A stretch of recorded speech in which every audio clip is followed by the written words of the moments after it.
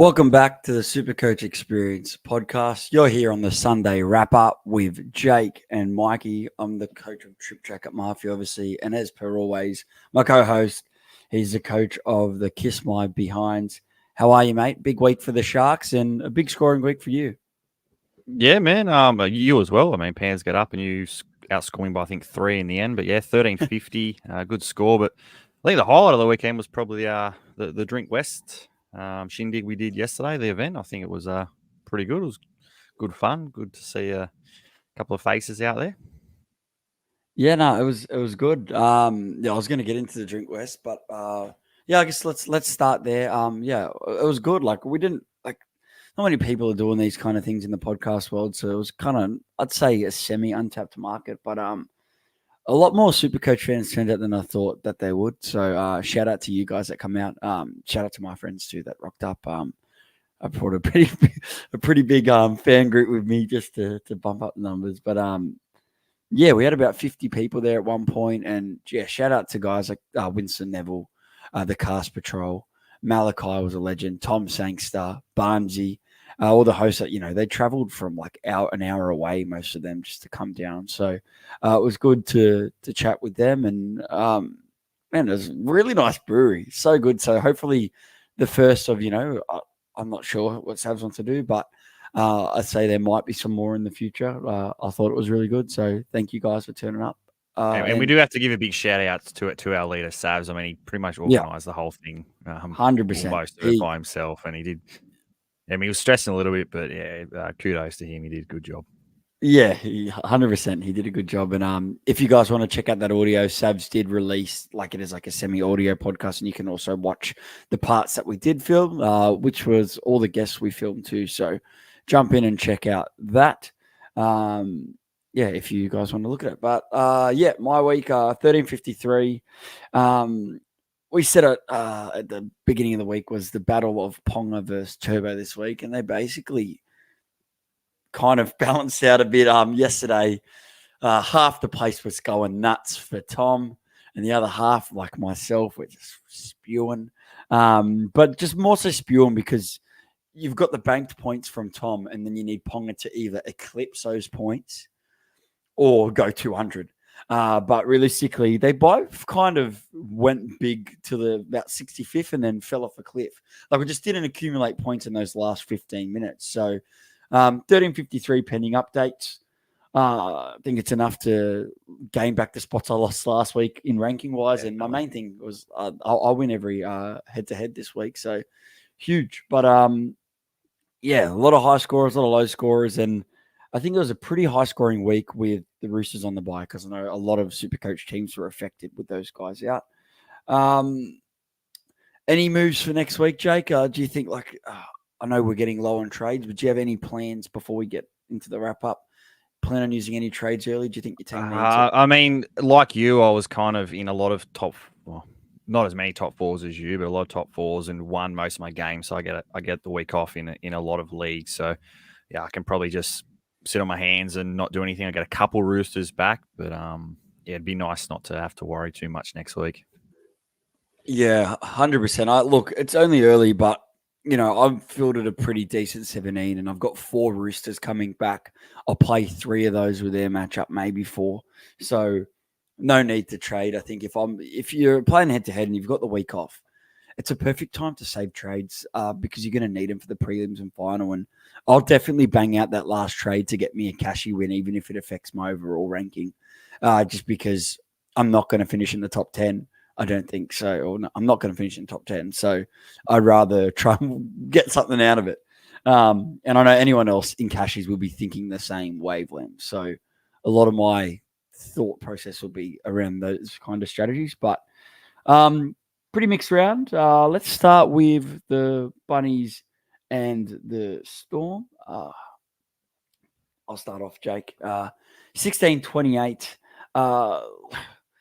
Look, the Storm look off. I know they won this game, but the past, couple of weeks they looked off. And although I do think the Penrith Storm game coming up will be game of the rounds and pretty important if you care about the minor premiership. And even though teams say they don't, I'm sure they do.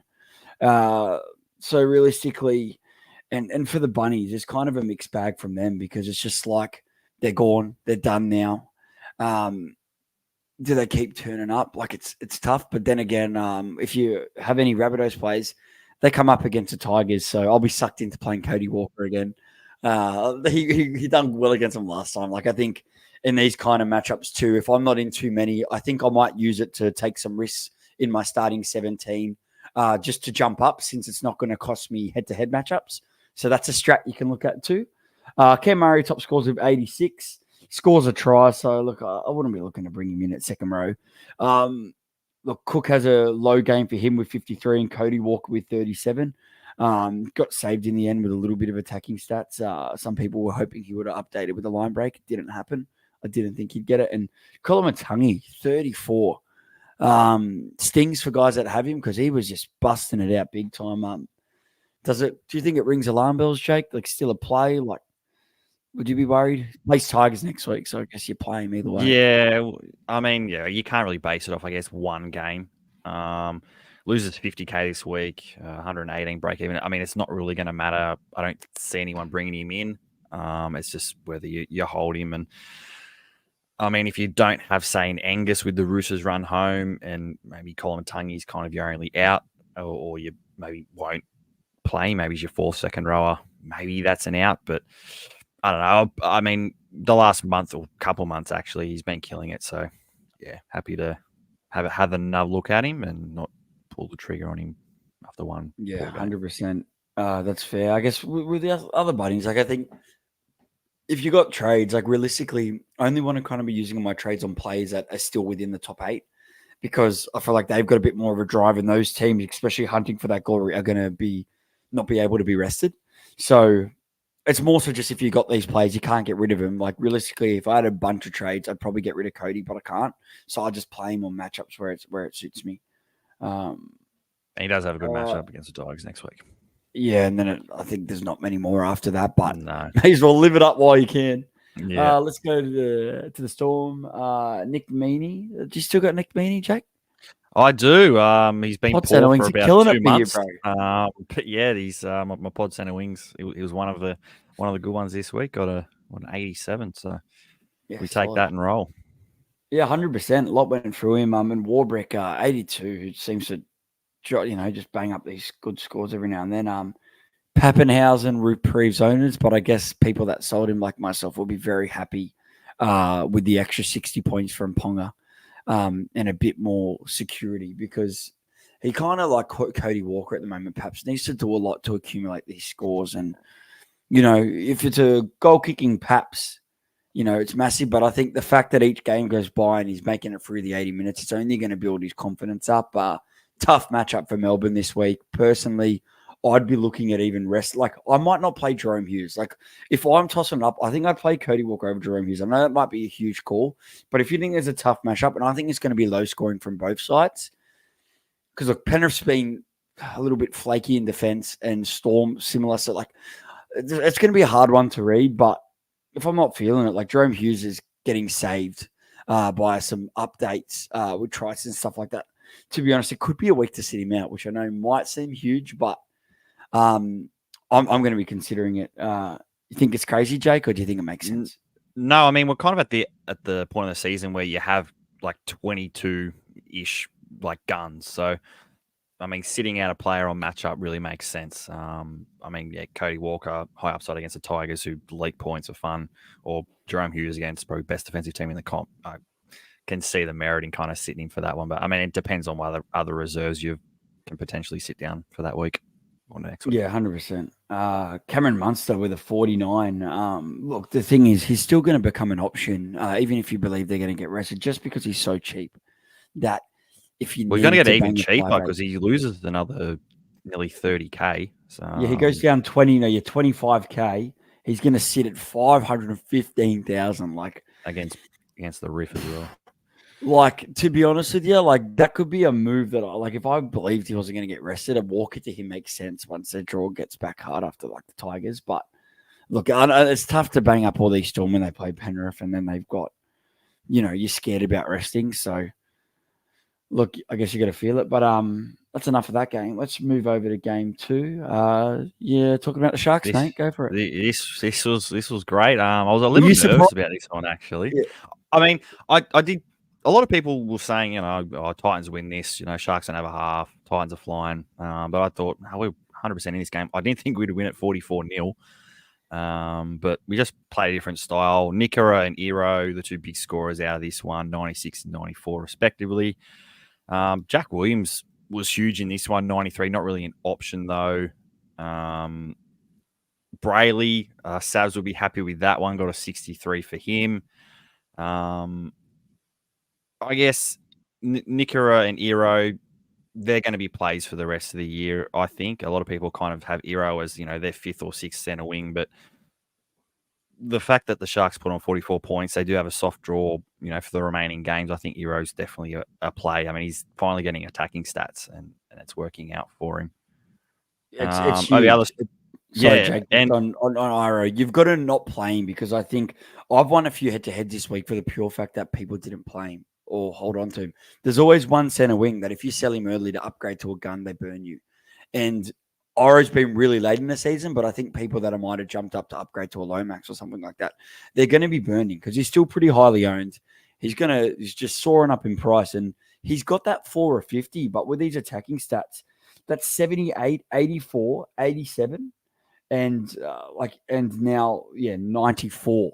They're 4 really big scores. So you just got to play him each week. And he was the kind of guy for me that I was picking as my 18th, 19th man. But now, he's going to be for sure in my you've got to pick him as one of your 4 center wings, I think. Especially with their draw is soft. Like, don't get me wrong. I thought the Sharks. I tipped the Titans. I thought the Sharks would lose this one, and I think their matchup next week against the Knights.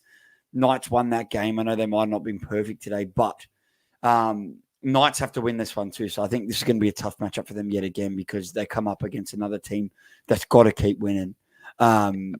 So I feel like it's good for both because I feel like it's going to be a high attacking game. Could be like 36. And Ponga does like versing Cronulla as he scores. Loves it. Another good. It'd be better at McDonald Jones, but we'll get to that with the Ponga chat. But I think this will be over the Titans, Dave Fafita with a boring 65 for him. I mean, a poor game for him with no really attacking stats, no points for them. Still gets a 65. You take that.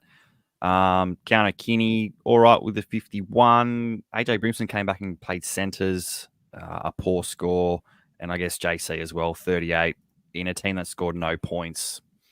I mean, you kind of cop it. You do expect a lot more out of him, but JC owners, a lot of them actually moved off him because they would have had him at fullback, moved on to Ponga. Those people are cheering. Those that didn't, it's a bit tough. Will you be? Say you had a lot of trades, Mikey, will you be looking to move JC? Jaden King? I think the time to move him was when his price peaked out. And I said, you've got to make your decision now and you've got to commit to selling him or holding him. And I still believe the same. They come up against the Dragons who do league points. So it'd be hard to sell him this week when he's got those massive scores in him. And to be honest, he terrifies me going up against him in a head-to-head matchup. And he was in all mine this week, so I was just like death riding him. And after that, they do play the Roosters at their home, and then Knights, and then Panthers. So their draw is pretty rough. So it just depends who you're going to. Like, to be honest, it's got to be to go towards someone good. Like, if you have plenty of trades, I could see, I'd say I like Munster, take the 200K, then upgrade. But Munster's got the tough matchup this week, so it depends. Although Munster still does okay against Penrith. So it just depends. But it's a tough hold because I believe that if you play the Roosters next week, I probably wouldn't play him. If I believe that the Roosters are absolutely going to pump him, I wouldn't play him. So it makes it tough. And, they lose to the Dragons and they're definitely out. The chances are pretty much depleted. So it's going to make it, I think it's a tough one. What would you do, Jake? Would you be selling him? Yeah, I would have sold him. I think, especially if you got him a fullback, 100% selling him. And then, 5'8", like you said, difficult. Fullbacks they don't have a good I'm talking run. about 5'8". Yeah, they don't have a good run. I guess there's not really any 5'8s to go to be fair. If you have him in fullback, you jump to Ponga. You've seen enough from Ponga now. Yeah, he's bottomed out in price. He's now going to start going up. That's a no-brainer if you didn't do that last week or this week. All right, Mikey, over to your game, mate. Oh, what a crazy game. Like, look, you know how big of a Penrith fan I am, and you know that I always have faith in my side. But when it got to the 8 minutes, I gave up. Like, I was like, it's too much. All the two of us scored 10 in the bin. I was like, okay, we can do this with 12 men. And then Lane went through, gave it to Guffo. I was like, oh, we're done. And they somehow score 3 tries in 6 minutes. Crazy stuff. Absolute crazy stuff. And like, look, I don't really care about the minor premiership. I just want top 2. I just hate losing to Parrot because their fans, they swamp you when you lose. And I know too many Parramatta fans. So, you know what it's like, Jake, when you lose to your rivals. Same pain when you lose to Penrith, mate, because I absolutely give it to you. So, yeah, great game of footy nonetheless, but I thought Penrith were pretty average this one. But some big scores. And I still think if you have the trades, this is a team to target. They come up against the Melbourne Storm, but I've got to repeat that Panthers play 3 out of 4 home games. It's why I targeted To'o last week. He's averaging 100 and something at home this year. That only scales on 5 home games, but it's still a stat. So the fact they've got 3 out of 4 home games, once they finish with Melbourne, Canberra away, and then it's Bunnies, Titans at home. So it's huge. It's why with my few trades, I wanted to stack up on some Penrith. So let's talk about Penrith. Dane Laurie. There's room. I think Edwards is due back. He has a chance to make it back this week. So does Fish. I think they'll want him for this game if they're fit, which will probably push Laurie back to the bench. But he's been huge for them. And if he was there for the rest of the season, then I think that he'd be an option. But you couldn't go there. To 109, kind of keeps his price still up in the 700Ks, although we had a break even 140. Yeah, look, he's perfect for head-to-head comps because he's a differential. I didn't come up against him this week. He's only like 5% owned in the top 1%. So he does a job for both overall and head-to-head. And look, I know he was on 50 with 6 to go, but I think as the Panther side gets better, they're going to start blowing out oppositions. And you look at some of these, wing, like, the Raiders leak tries on their edges. So do the Bunnies and so do the Titans. So good pod to bring in. Tago owners rejoice. Finally see something from him. 87. Finally. And to be honest, after this Melbourne game, I'd be playing him. His defense is absolutely atrocious. It is so bad that, to be honest, I'd be happy if they dropped him, but they won't. And Nathan Cleary, the recovery rate, he ends up with an 86. Do you think, will you be having something on him next round, playing Storm first game, Thursday? Do you think this is the week to throw the dice and have a VCC of someone different? Because, every other game for the rest of the season, someone's going to have the C and VC on Cleary. They do play Fridays and Saturdays from here, so they do play earlier slots. What do you think, Jake? I mean, it's scary not to. I mean, we kind of went through the Storm of being a bit poor, but they'll be up for this game. I think you will have a captain on one of your fullbacks. So Teddy has a good draw. Turbo has a good game as well. And, I mean, Ponga, he was pretty good today. So the captaincy is going to be on one of them. It's just kind of who has the biggest upside, and Nathan Cleary has a pretty darn high upside. So if you want to play it safe, obviously it's going to be at Nathan. But, yeah, like you said, against Melbourne, it's probably the hardest game for Cleary to have. You can throw it on someone else that has, I guess, anything upside. An interesting stat to add is that last year they played the Storm at home at round 23. So it's the exact same round that we are in now that they are playing. And he scored 103 at home. So the exact same scenario, play the Storm side that were in the top 4. Don't think they were first. I think Penrith were first at this point last year. Don't quote me on it. I think we were. But either way, it's very similar scenarios, except this time Penrith were a bit behind. So, yeah, I like you said, Jake, unless you really have a guy on your team that you think can better him, then go for it. But, yeah, being first game 2, plenty of time. It'd be hard not to have something on Nathan. Let's keep pumping through. I'm not going to really cover. Casey McLean's a low light with 21. He had 3 runs in this game. He did not get the ball. They did not go his side at all. And when they did, they cut him out. So, look, I'll be looking at playing him on the Raiders, Titans, Bunnies games, like the Bunnies, Titans games, like those ones for sure. But for me, he was just kind of coverage now for these couple, and now he'll just go back to my pine and just be a bit of depth. And I'm sure everyone else will do similar. Just play my matchups if you think it's going to help you win a head-to-head. Over to the Eels. Gutho, top scores of 107. He's going. He goes on a surge every year, and it looked like he wasn't going to have one this year. He was awesome in this game, apart from that kick that he lost. That could have took him to golden point. I reckon he's probably the least clutch player. Everyone shut on Nico Hines, but that's twice now that Gutho's missed a goal. So I'm glad he does so much in that game to get him in that position. There's so much. And he just absolutely shanks a kick to tie it. Justice for Barnesy. Shout out to Barnesy.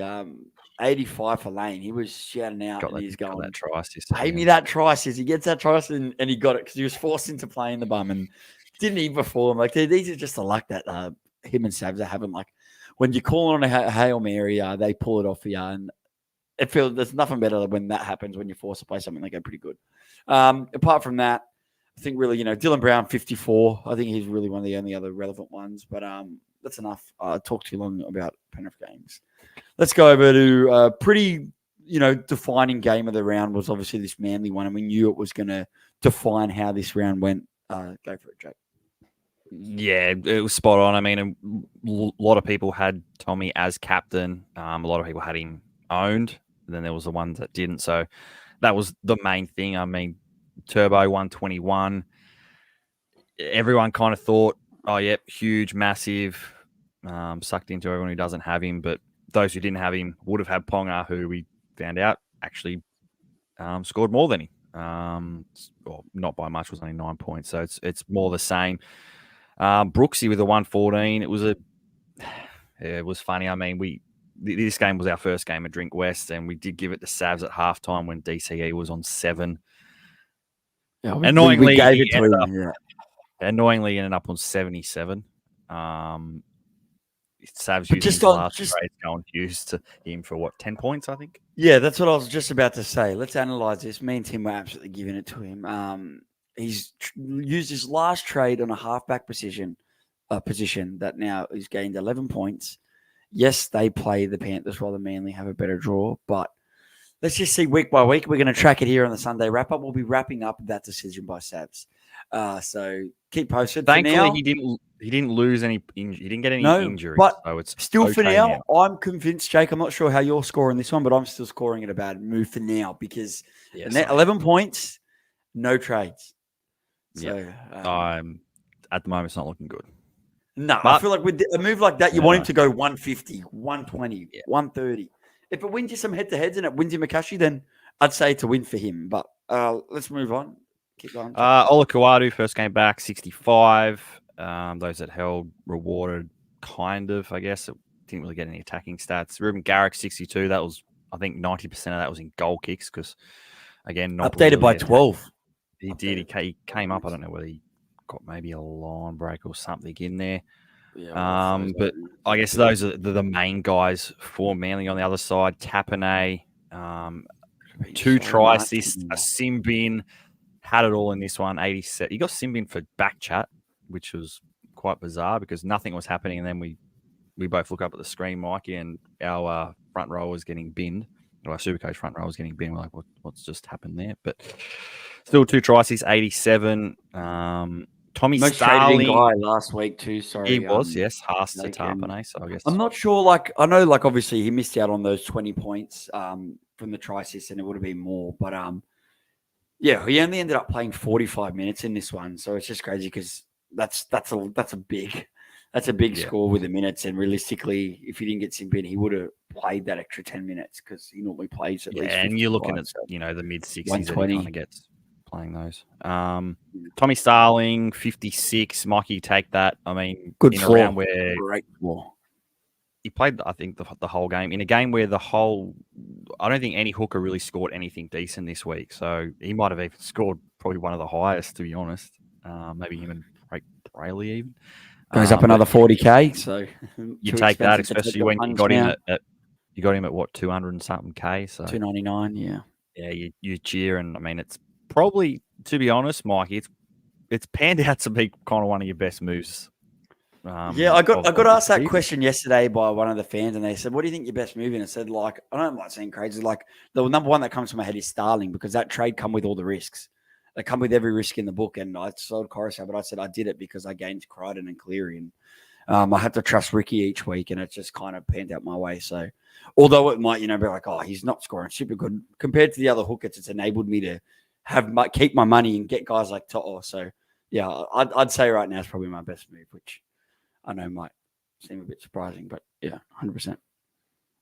If you just wanted to throw the comment up on the screen from Tim Moody, just a bit of a Stavs got pumped 4-0 in tipping point. Tim Moody, the dream still lives on. He still reckons he's a chance at running Savs down in tipping point. If you don't know what that's about, tune in on Tuesday. And I'm sure Tim will be giving it to him as well as the cherry. 4-0. So what, mate? Imagine if Savs gets run down. It'd be good. Good content. So, people were commenting saying that Tim's coming back. He goes, he's going to take all 4 this week. So, people agreed with him. But I think not really much else from this one. I mean, SuperCoach wise, it's all about Manly, and a lot of them are heavily owned. And I guess Raiders, the only players really Tarpanate. And as you said, he was most brought in and rewarded those that brought him in. Yeah, let's jump over to the Cowboys Broncos now. An upset. I said this, and it's what worries me the most. It's what worries me the most with the Cowboys, and I said it last week that I think the Cowboys could take. You can't pick it. They go so good, and you put it in your favor, and you go, "Yep, they're going to go on a run," and then they lose to a team that they shouldn't. And the Broncos, they were good. Like, it was close at halftime. They were in it, and they blown it out. And now I think it kind of sucks for like options like Val Holmes, especially if you jumped on this week and you missed out on the massive score last week. To me, I thought, when I was speaking to Barnesy last week on his podcast, I thought that this was now a good matchup for them, and it kind of now sours it a bit. They've got to play the Raiders, which, the Raiders are going to have to win that one, and then they play Melbourne, and then the Dogs. So it's a tough run for the Cowboys. And sorry, they have a bye there in the prelims. So it's, it stings. I guess if you don't have any Cowboys, I don't think you'd be looking to get any. But, Cole Felt top scores. It was 69, and, that says all of it. So Drinky with 49. If you've got Scott Drinkwater, you've got to buy in 1 week. Would you consider going Drinkwater now with those tough matchups to someone like Ponga or Tom? I mean, he kind of does have a good matchup against the Raiders. He plays the Raiders next week, doesn't he? Yeah, and then has a bye. But Ponga and Tom Ponga's going to get out of price. So realistically, if money's not an issue, then I agree with you. I'd wait a week, but it's going to get I think it's a tough one. I think I'd do it unless you really believe in Drinky, but I think Ponga will be highly brought in again this week.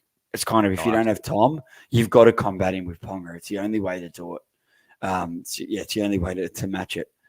It's kind of like Tom's your pocket aces, and the only way to go up against pocket aces is pocket kings. So it's kind of how I'm looking at it. Got over the other side. Timmy will love that analogy, actually. Yeah. Yeah, he might. The Broncos, Stags 129, a massive one. Center wing pod, look, he always has these big scores, and then he just falls off the cliff. He's a 479,000. And look, if you believed, but the Broncos just, I don't think they can make the 8. They do play the Eels this week. Then they have the Dolphins. And then they have a bye this week. Yep. Bye. Yeah, bye. Yeah, they have the bye the next round, Yeah, they got bye, then they got Eels, Dolphins, Storm. So, wouldn't be looking at it, but it's kind of really puts off all the Broncos players, I feel, with the bye incoming. And as I said, target the ones that you think are in and around it, and their team's going to perform because you're going to get more points out of it. Reece Walsh with 85. Another tough one. If you had Walsh, are you looking at offloading him? I think you have to sell him, especially with the bye this week. Unless you've got your all-in top 4s in your cash leagues, or you're playing head-to-head, and you won, you have the week off, you can kind of bank that. But if you need a win, I think you need to go get a Ponga. If you don't have Tedesco, get him. Go get Turbo. You need one of those guys, because that will end your season if you're relying on having a win next week. Which the only thing to add to they're going to have to anyway. Yeah, the only thing to add to that, which kind of makes it a little bit better if you decided to hold was that after their bye, they have all their last 3 games at Suncorp. So that's 2 home games, 1 away game, but obviously the Dolphins is a home game for them and also technically a home game for the Broncos. So that is a stat to chuck in there. They got 3 games bang at home. So, yeah, if you like something there, could work out. Over to you, Jake, for game number 6. Game 3 and game 3 of Super Saturday. Doggies 28-10. The crowd was electric. We had a lot of boys turn up and girls actually turn up yesterday. There was a lot of Doggy supporters there, and they had to leave to go watch this one. There was heaps. I think they were the most jersey worn supporters was the Dogs. 100%. I think it was like 12 to like 5. Like they were outnumbering everyone. Yeah, and then a lot of them had to leave to obviously go watch this game or watch it elsewhere. But Burton top scoring for them, 78. Got an intercept try. I own Burton. I'm pretty sure Barnesy owns him as well, and he was relying on Burton having a good game because that was one of his uniques to a lot of the players around him. So, I mean, you'd be pretty happy with a 78 out of Burton. I've kind of been watching him a lot. He kind of takes a back seat in terms of the creative stuff to Toby Sexton. So he kind of is relying a bit on the tries, but the Dogs are flying at the moment. So he's getting plenty of points in goals. You can kind of bank on that. Karaz, a 62, was denied an awkward try. I mean, it was very close to score. He ended up down dating a bit. I think he finished on high 60s, so down dated a bit. 62, yeah. This could have easily been 80, 90 if he did cross. So you can't really go wrong with that. Curran, 57, playing banged up, injured. Sammy Hughes gets another 39. I think he got 39 last week. He's actually, to be fair, he's improved from 28, getting 28 every week to 39. So it's going up slowly for the big fella. But again, if you can kind of get rid of him, upgrading for someone, go for it. But yeah, he's kind of an AE nightmare at this point where you don't really want to be wasting trades on it. Yeah, 39's okay to cop that as well, but it's better than in the 20s. So I guess if he can keep banging out 39, you'll take it if you need a loop to win stuff. On the other side, Zach Lomax gets an 80. Plays the Titans next week, Mikey. There's a couple of centre wings, I guess, that have all right matchups, one being Joey Manu that you can get for a lot cheaper. Is Lomax kind of at the top of the list? It looks like he's kind of bottomed out in price-wise. Zach Lomax for the run home, for those that don't know. I was very tempted if I found out that Dom Young was ruled out for the rest of the season or longer, I was going to do this trade. I'm very keen on Lomax. As I said, I think he'll finish his career strong at the Dragons. And look, I'm really not, even if I had all the trades, I wouldn't be going Joey Manu. I don't know, like, I'm not telling you not to, but I'm not feeling him. And I'm not going to go a player that I don't feel, no matter how good their draw is. I think that, when Young comes back, if Manu's doing good, so will Young. So I've still got a piece of that. I've got Crichton. Yep. I've got Tedesco. I've got Telmay. Like, I feel like I've got enough Roosters.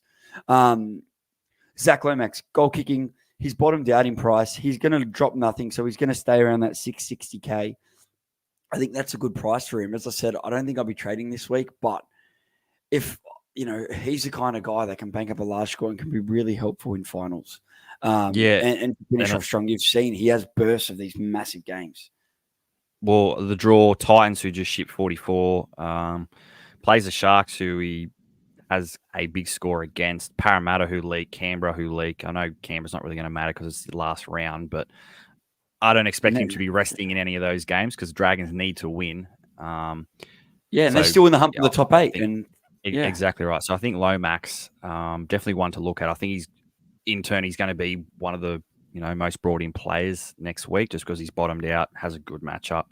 And I mean, Dragons have a pretty good run home as well. So I'd love to get him. I'd love to get him, man. I mean, if you lost a lot of your games this week, Mikey, and you had to trade, say, next week, like you would be looking at him, but the fact that you only got one trade, you can kind of sit on it. And I need an injury, If I need an injury in my center wing to be able to get him, so that's why I can't. And I'll be looking, if there is, I'm going straight to him. But the fact that they've still got 3 out of 4 home games, that's a big thing that I look at. Two of them are at Win. He's got back-to-back games at Win, which he scores pretty well at, and then he ends at Netra Jubilee Stadium. And then, obviously, the only other game is Parramatta, so they only got to travel to Parramatta. So it's a pretty good, like the draw, to be honest, it looks pretty good for Lomax. And Brian To'o just scored 104 against Parramatta, so... Yeah, exactly. Same side, same win. Yeah, that's exactly right. And 15% ownership. So even next week, I still reckon he stays in the 20%, which I think is huge. And having him as a differential when you're head-to-heads could be crucial. So to me, he's a number one centre wing buy. Next, look, him and I wouldn't say I think Toho overall will score more than Lomax to the run home. But the fact, like, if you wanted one for next week, I think Lomax is better for next week. If it's a must-win next week for you, I think he's your man. Or, I got to say Joey Mane is definitely an option, but for me, he'd be behind. Only at the price. Like, if Joey Mane was, over 600K, over 700K, it wouldn't really consider him at all. But the fact he's very heavily discounted now. Yeah, 100%. Over to Sunday, Mikey. So we got a Sunday. The Dolphins, Warriors, they were pumping them. And then the Warriors just absolutely got, resurrected in the end. Shout out to Malachi. Obviously, Dallin's brother who was there. Obviously had, good talk with him, and obviously shouted out to Dallin as well. Half Panther supporter, half Warrior supporter, basically. Let's start with them. Tamari Martin, 111. Their season's done and dusted. But yeah, Tamari Martin just shows yet again that, man, this guy can score some points in SuperCoach and you don't give him a chance. Mitch Barnett, having him at prop, he's just so reliable. He was looking at it, he's going to have a 60-point game, and then he just churns and just keeps pumping up, and he can play so many minutes. So he's going to be handy for that run home. I just guess at this point here, if you still haven't made a front row trade, Taps is still ahead for me because he has that buy in round 27. If you only really care about your head-to-heads, then I guess it doesn't matter. But for the price, I still think Taps is better. Well, yeah, I mean, with Barnett, drops 35K this week, 93 break even for next week as well. For Neil Black, while we're there, drops 10K, 103 break even. So, I mean, if you can kind of get away next week with not needing to do a front row trade, sweet. I mean, a lot of people have Terrell May back. So, I mean, you kind of get away with it maybe for another week. I know I have Cotter, who has a buy in 2 weeks, so I need a front rower for then, and I'm hoping one of these guys drops a bit more cash and I can go and bring them in. Yeah, 100% agree with you there. Apart from that, there's no one really in the Warriors that I'm interested in. There's some decent scores in there, but none that shout, by me. Dolphins, I think one of your better trades for the season. Not only did he give you good buy coverage, he's doing, scoring well at this late game, which I think is where you need him. So 128. And also I think another one, Max Plaff, the fact you're holding and playing this guy, 98. They're two big scores from Dolphins, and, not many people, I don't have any Dolphins players, and their draw is getting tougher and tougher. But, man, these guys, I think even with tougher matchups, these guys are hard not to play right. Oh, I mean, Herbie Farmer, you get through so much work. Tackle Barsi offload. So he's kind of like a less fancy Carraz or less well-known Carraz and Lomax, because he just gets through quite a lot of work and tackle bust and all that sort of stuff, and doesn't have the ceiling as those guys. But in this one, I don't know really. I mean, he scored a double, but one was off a half an intercept caught by Plath. So 128, take that for sure. But really, his floor's been 55, 60. Which has been fantastic. And then Plath, I mean, kind of just keeps plugging it. He's playing 80 minutes. And the fact he's had the dual flexibility is the only reason I've kind of kept him, because he's kind of been able to switch between players and I've been able to punt out someone else. So I'm happy with those two guys. And the draw does get tough, but these are two players I wouldn't be too worried about. The other guys, I guess, are Hammer and Isaka, who do rely on tries and more attacking stats than these guys. That's an interesting one. The Hammer has banged out two pretty subpar scores. If you got him 2 weeks ago, it'd be a bit of a waste. But I think with the amount of center wing buys that are on the market and with decent matchups, and we mentioned a bunch of them, I'd be tempted to sell both Azarko and the Hammer, which I know is a big call, but the Dolphins only have one more home game left out of their next 4, and it's Dogs, Storm, Broncos, Knights. That is one of the harder draws, I think, left, especially the fact that Knights could still be contesting the 8. Melbourne could be vying for that minor premiership, and the Dogs are vying for that top 4. So all and those they're good three are pretty defensively, critical. Dogs as well. So Exactly, and then the Broncos, you don't know because like they're a hard one to read, but you could they always seem to be close matchups, and Broncos can put points on it. So, yeah, I think I'd be selling both those guys for sure. I agree with you there, Mike. Especially Asako. I think he's going to run his course. He hasn't scored a big one in a while, so yeah, it's time to move off him. And the final game of the round, the Knights versus the Tigers. And just if anyone has, we're doing pretty good for time. So if anyone has some questions, plug them in there. We'll get into a couple. After this game. So go for it. To them. I mean, this game was one of the ones that SuperCoaches were watching. It was all about kind of Kalen Ponga was he going to torch the Tigers. It flipped from how it was on Saturday with Tom. Now it flips to the Tom owners and but he's got the banked points. He's definitely we're in the driver's seat. That's for sure. We're in the driver's seat, but good old Ponga came flying past us. He definitely passed. 130 pre-updates. No try. No try. Score, which I thought was bunch crazy. of try assists, bunch of line break. We only got 2 try assists, but had a bunch of line breaks, a bunch of line break assists. Was kind of in everything for this game, and that's telling for the run home. So I guess those that brought him in you are absolutely cheering. Fair enough to say, Mikey. Yeah, 100%. 20 points in goals, 18 points in tackle bust. That's the massive stat there. And he's got 2 offloads, obviously, in there, 2 line breaks, 2 line break assists, 18 in all up. He's got about 26 points in hit ups. Like that's massive for a fullback. And I said I was so big on not going people going like even yesterday, like why didn't you have Tom? I go, I missed out on those 2 weeks, so I don't play. I'm not going to chase coattails. I think if you didn't go that move. The move at the price was to go Ponga and just ride his train, and hopefully he can do what he did last year. So and also banking the 200K in price difference for at the moment it's on par.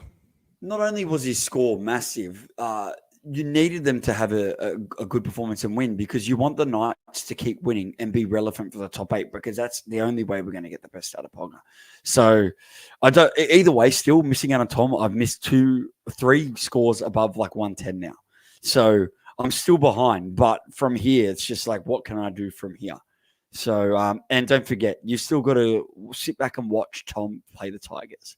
So every week's getting scarier and scarier, and it's more so the week where one of Tom and Ponga go crap, it's going to be, okay, how much can the other one capitalize on it? So, each week it's the defining factor. So it's going to be, you do hit the nail on the head. I think every week it's going to be, all right, Turbo versus Ponga, because I guess everyone's second other fullbacks likely to be Tedesco, but I don't really see anyone having both Ponga and Turbo. First one that had both this week, which was pretty. I saw someone. I think your mate Dean was going up with someone that had Ponga and Tom both this week, and he was burning, which is rough. But it's going to be the key defining thing in winning your head to head, and it's scary. But yeah, you're right, Jake. I don't think you can not have Tedesco. Look, I don't know. Not with his matchups. I wish you could have 3 of them. Yeah, that is right. Fletcher Sharp scores 4, scores 119. KPP, he scores 4 tries. Friggin' mate, he looked fantastic. I think he might keep his spot on the wing. I mean, he's not really going to be super relevant because he scores 4 tries only for 119. Any other winger, he's not the busiest. I think he had 10 runs and scores 4 tries. Kept hitting him. We want it kind of, us Marzi owners want him to go hit the other side, which kind of sucks, but. Last year, a winger benefited off Ponga, and I think they're going to keep that strike going. Yeah, I mean, they're going to target whatever wing kind of is working. I think once it was working on the right side for them, that's why they went there. They could have gone left and it would have worked either because the Tigers' defense is pretty ordinary. But yeah, you did mention Marzu, 37. They just didn't go that way. So I guess you can kind of ignore this one. 37 in base is kind of a Marzu thing without any attacking stats. But KPP 63 for those who have held him. It's an all right score. He seems to be back nailed into the edge spot. I know, a couple of weeks there. I know Lucas didn't play, but I mean, he's an all right one for the run home, and at his price, it's going to be tough to get off him to go to, say, Crichton or someone higher. So, I mean, you can maybe play him if you need to, but on the other side, Lockie Galvin, people that have held him 89 points. He looked fantastic. Mikey, you played him, I think? Yeah. I only had 18 plays this week, so it kind of made who I was playing a lot easier. I was forcing someone, but it worked out. But realistically, he's a hard guy not to play at the moment because he can just pull points. Even when his side's not scoring that many, he just puts it through on, makes some line breaks. And I think he's a good hold. Like, I didn't get burdened because I thought, save that trade, and I think he can do a job there. And 89 is another massive score. Might lose a try assist to Fino. I don't think so. I think he keeps it, but possibility. And they play the Bunnies next week. And then they have Manly at Leichhardt. And then the bye in round 26 for the head-to-head finals. So that's a bit of a rough one. And then Para. So their draw's not bad, and there's no way you'd sell him. And I'll play him on most of those matchups.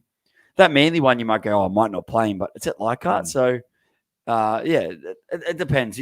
I think he's a scary guy to come up with in your head-to-heads. Like, I kind of just like to nullify him and have him. I know you don't have him, Jake, but I guess Burden's really matching him at the moment anyway. So, yeah, I mean, they're pretty much scoring the same each week. I think with Galvin, as long as he's kind of your second 5'8", because you're going to need another 5'8" for round 26 is when they have the bye. So keep that in mind. But I'm sure everyone's using him as a second 5'8" because we got him so cheap to begin with.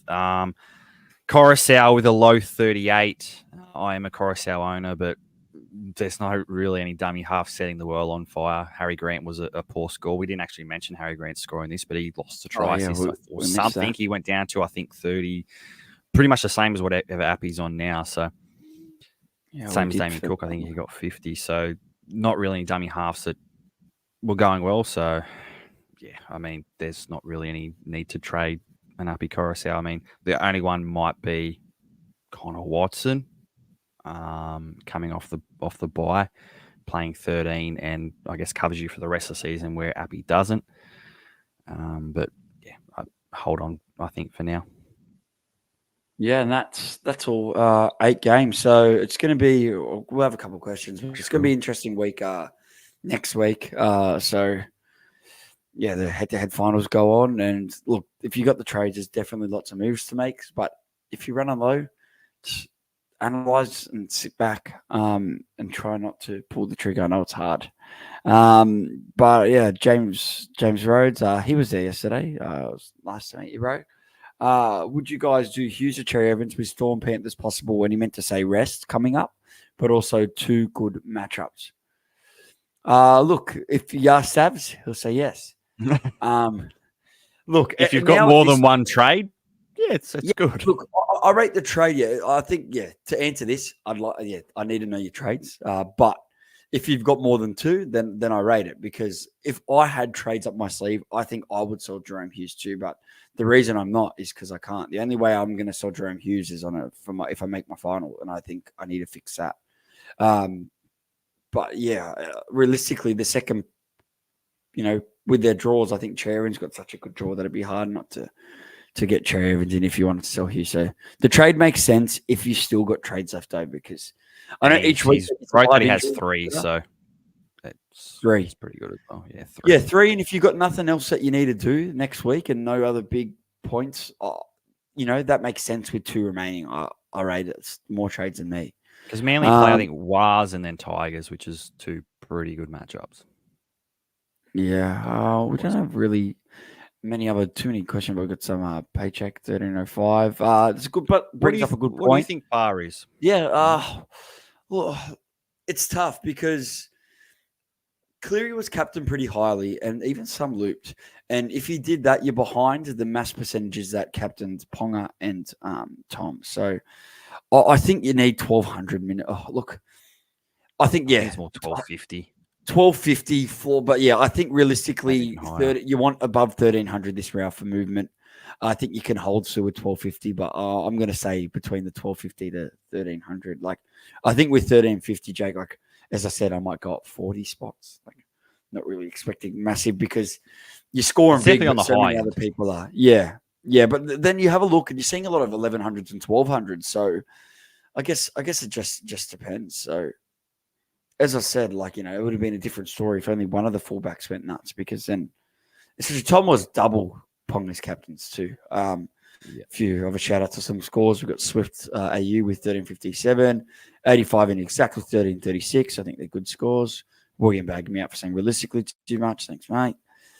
Sam Caulfield, 1501 penning up. That's a banger of a score. That's a huge score, and that'll see movements for sure.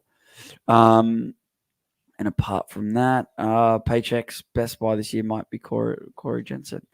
If that is, I'm sorry to hear. But yeah. Well, I mean, he scored good this week. Yeah, if you brought him in for this week, then yeah, it's different. You weren't paying halves to him, fair enough. But I mean, you're not going to have him for this next round coming up. So yeah. Yeah, let's finish this one off. Yeah, shout out to Drink West for letting us host that thing. Shout out to you guys as well for coming down. If you did come down, if you didn't, check that podcast that was brought out yesterday. Also, tune in with Sabs and Timmy on Tuesday and on the Burst on Wednesday. Yeah, and good luck next week. If you lost this week, don't let it get you down. Just push on to the next week, and if you won, enjoy the week off. That's if you're in the top four. But yeah, good luck, everyone. There's people that are in the 5 to 8 who won who also have to win again. So if you're playing 100%. next week in any league, it is must win for you. So good luck to you. Good luck, and thanks as always. Unless Jake, you're versing one of us, we don't wish you good luck then. Yeah. Good luck if you're versing one of us. Thanks as always for coming on, Jake, and we'll catch you back here next Sunday for the wrap up. Peace. Ciao.